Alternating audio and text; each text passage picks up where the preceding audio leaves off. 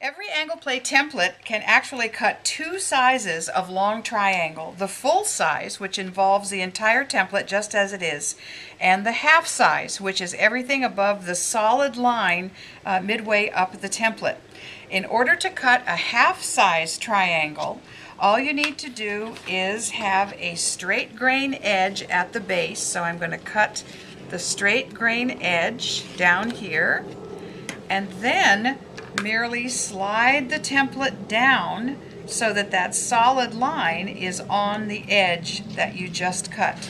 And then it's merely a matter of cutting out the rest of the triangle, like so. And here is the way the two triangles look on the design wall, and here is how they match up for sewing, just as the long triangle did.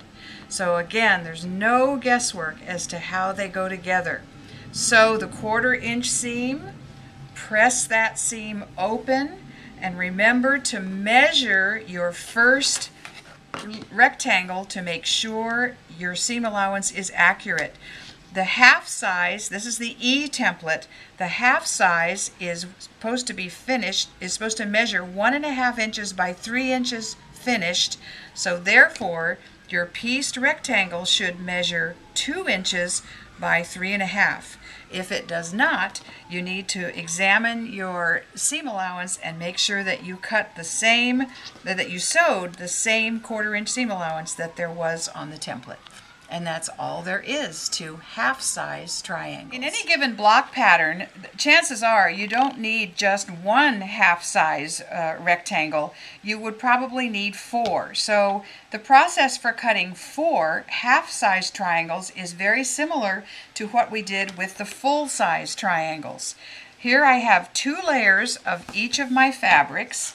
I'm going to cut a rectangle. Notice I have the base of the half-size triangle considerably away from the raw edge.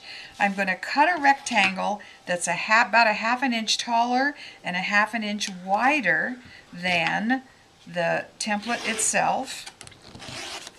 And again, you want to have all the fabrics right side up. That's very, very important. And you'll discover that the first several times you forget to turn all the fabrics right side up and end up with something you didn't want. So here's our half-size triangle.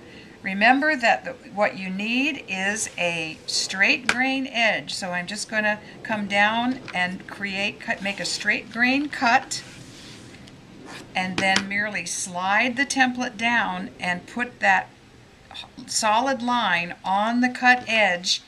And with that, I can cut the other sides, and just as simple as that, there are the makings for 2 rectangles. Now I can turn the template around, again establish a straight grain edge at the base, and merely slide the template down until the solid line coincides with that newly cut straight grain edge, and cut the other 3 sides. And just that fast, you could make a star with 4 triangles. You've got the star and the background cut all at the same time, and these would be half size. These little rectangles would be 1.5 by 3 inches. So you get a lot of versatility in the measurements that you can play with AnglePlay.